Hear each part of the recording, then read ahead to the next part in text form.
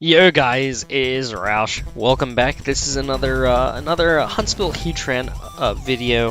This is gonna be our team preview for our second match of this this Castle League. And first week, good success. Had a nice match against Matt. If you want to go ahead and check that out, I'll go ahead and throw the link to all previous battles. I'll leave in the description. So we are now at a 1-0 record with a Pokemon differential of +3, thanks to our little Blaziken sweep. So now this week we get to take on the what are they? They are the they're the Dallas Dragonites, coached by Scrappy, and I hate his team. His team can put in so much work against mine if he builds a certain way. Like, he doesn't need to even bring heat. He just needs to bring straight threats. And his threats completely demolish my threats. Now, my threats demolish his threats, but the one thing that he has on his team that can screw me over in a variety of different ways, and I really had to build this week in preparation to get destroyed by this mon, but he has a Scolipede. Scolipede is the biggest threat because it's got that speed boost ability. It would be fine if it didn't have that kind of offensive pressure and the ability to baton pass. Now he could run like an SD attacking set. He can run an SD baton pass. He can run straight baton pass speed everywhere. But overall, like, that mon, even that mon with just its coverage moves, can put a huge dent in my entire team. The only mon I really have to take on that, well, I'll get to that later. But, so basically I had to build around thinking that, yes, Scolipede is going to be brought, it's going to be a threat, deal with it. So that's what my build this week was all about, and I think I have a decent check to it. I'm not calling it a counter by any means, but I do have a decent check to it, and I really hope that it works out. So without further ado, let's go ahead and get into our team preview. So the mon I kind of want to lead with this week is going to be Vandalize the Smeargle. As you can see, it's not a Smeargle set. It's really not. It's got the Fire EMZ Overheat. Now, I wanted to use this mon for two reasons.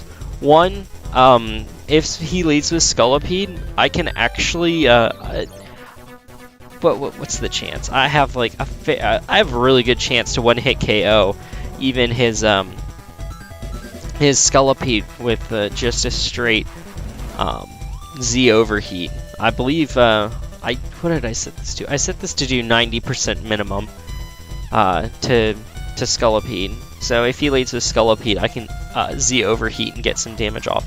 Or I also can Z Overheat Fortress, which is another mon that Scrappy has. So I do have Smeargle as kind of a way to deal damage to them. Sticky Webs I brought this week because I really wanted to bring them because I can use them very well versus his team. His team's not very fast outside of that Scolipede. He's got a Zebstrika, and that's his other kind of fast mon. And then Virizion, and then he drops off to Togekiss. So not a really fast team at all. So I can use Sticky Webs and do a little bit of speed creeping shenanigans, which I did. And maybe take care of some of those mons. Spore's there for the kind of pseudo phasing effect. If he does lead with the Scolipede and doesn't run the subset, I can Spore him and I kind of shut him down that way. And then Rapid Spin is just another thing. If he does have the Fortress and doesn't have leftovers, I can get a Rapid Spin KO. That would be fun. But otherwise, it's just to keep either Fortress or Scolipede hazards off the field. So Smeargle this week is going to be kind of an anti-lead, and I hope to take advantage of that this week. Second mon I'm bringing is Heatran, played with fire. It's going to be a sub 3 attack set with the leftovers. Now, I could swap out Flamethrower for maybe Hidden Power Electric or Hidden Power Grass. I was considering that, maybe Power of Solar Beam. But overall, I think I have better ways to deal with the Slowbro, which is the mon that would be used against. So this is played with fire. It's got enough speed to speed creep, a minus 1 Scolipede, which doesn't make much sense, but just in case. He goofs and doesn't bring speed boost. It takes sticky webs. This Heatran actually outspeeds it. Otherwise, it can be used to outspeed Kieran Black at -1, Chandelure at -1 unless it's Scarfed. That kind of thing. Support Togekiss, I want to say. I didn't speed creep for like... I sped creep for like bulkier Togekiss. Oh, Gallade. Gallade's another mon. Gallade at -1 as Heatran outspeeds. So Earth Power is mainly for the Chandelure, Flash Cannon for the Kieran Black, Flamethrower just to deal damage everywhere. Flash Cannon also hits Togekiss, Flamethrower also hits Scolipede, but Earth Power does a fair chunk as well. But Heatran this week is mainly going to be for like subbing up, predicting maybe a Kieran switch in, and then Flash Cannoning on an Earth Power. So Heatran is a very reliable switch-in to Togekiss, especially if it's a bulkier set with Thunder Wave. I can freely set up a substitute on it, and without fearing the Thunder Wave.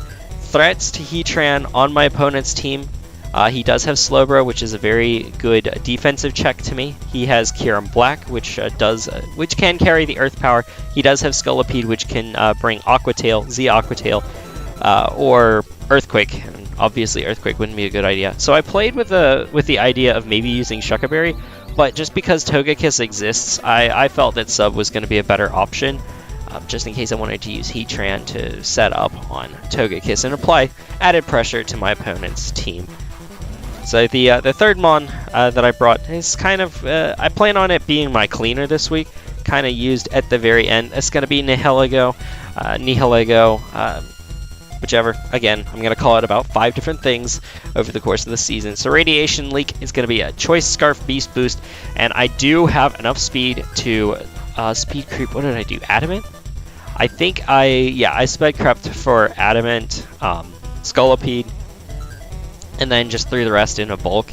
So if the Scolipede comes in and I predict it to go for something like Mega Horn, I can bring in Radiation Leak and then outspeed him if he is Adamant on the turn that, after he protects. So he will be at neutral. Wait, hold on. Sorry.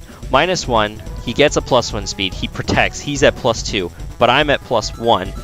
And I outspeed him because of his -1 resetting. So he'd be at +1 and I'd be at +1. If he's Adamant, I outspeed. If that makes sense. I did that totally wrong, but don't worry about it.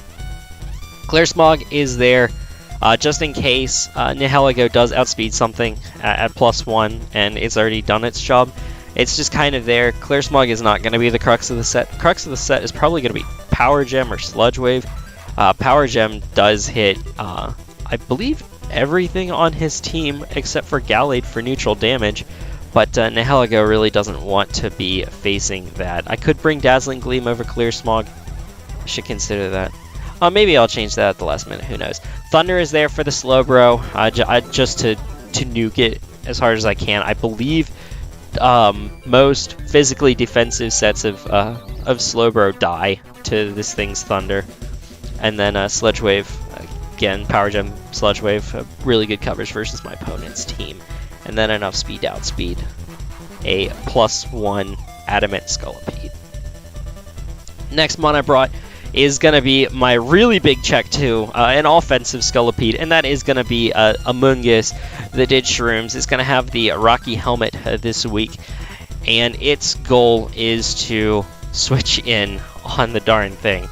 It can live a +2 what is it? Mega Horn? Sorry. +2 non-Life Orb Mega Horn. That's the key. It's got to be non-Life Orb. If it's a +2 Life Orb Mega Horn, it's a damage roll, and it's not in my favor. But I could run with a little more physical bulk for that reason, but I don't think it's worth it because I also need to take a hit from Kyurem Black's Ice Beam. So Regenerator is going to be a big thing in this match. I do have Synthesis. That's to be able to outstall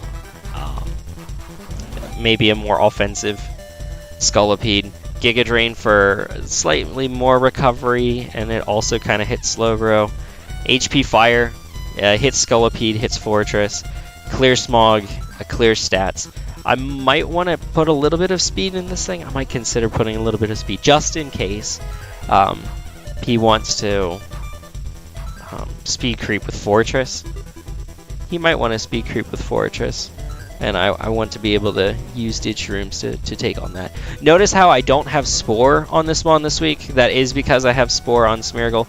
And I feel like this week, although Mungus would make for a really good Spore user, I feel like having Synthesis and Giga Drain is going to be a lot more useful than being able to put one Mon to sleep. Especially because I need this Mon to help take care of Slowbro.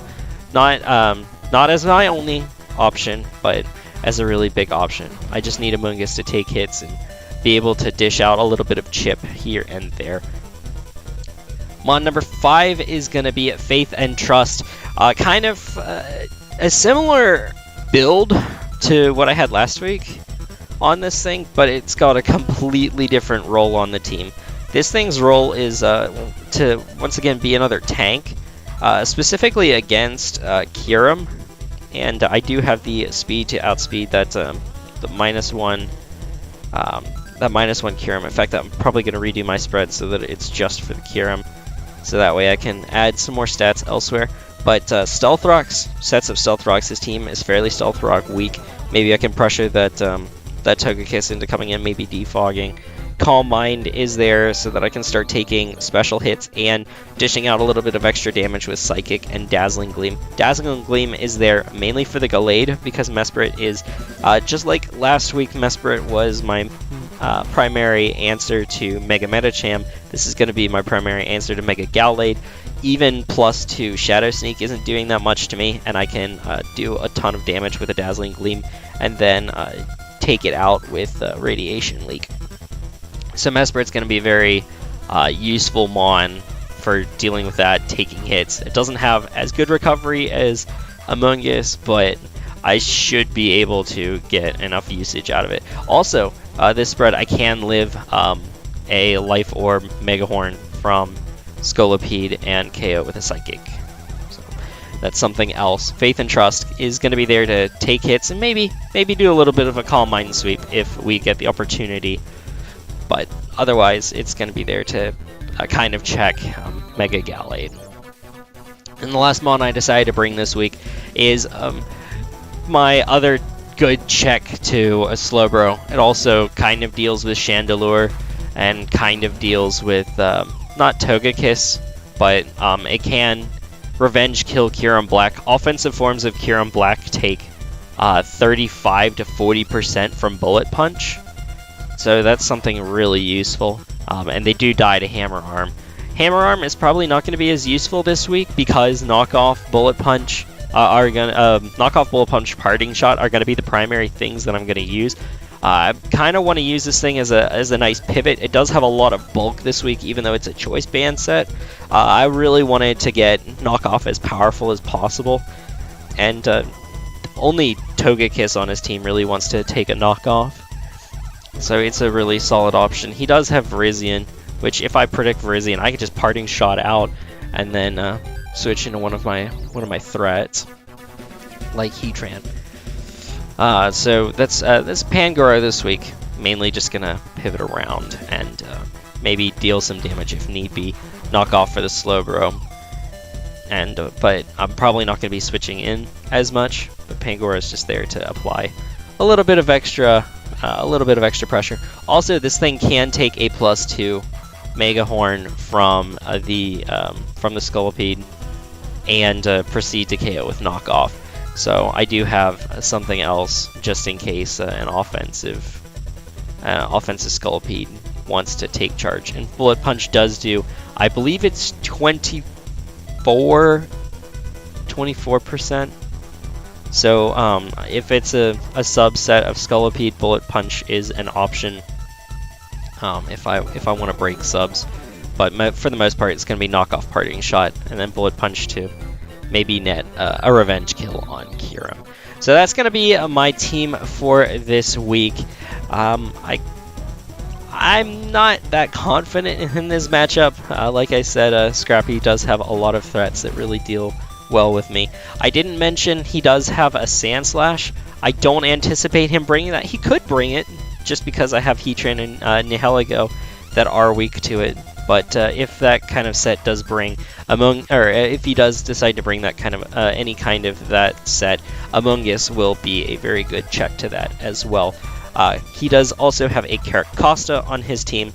Once again, Mungus walls almost any set that Caracosta can bring, so I'm not scared of that either. So that's going to be the team preview for this week. Battle goes up tomorrow, and I'll see y'all later. Roush is out.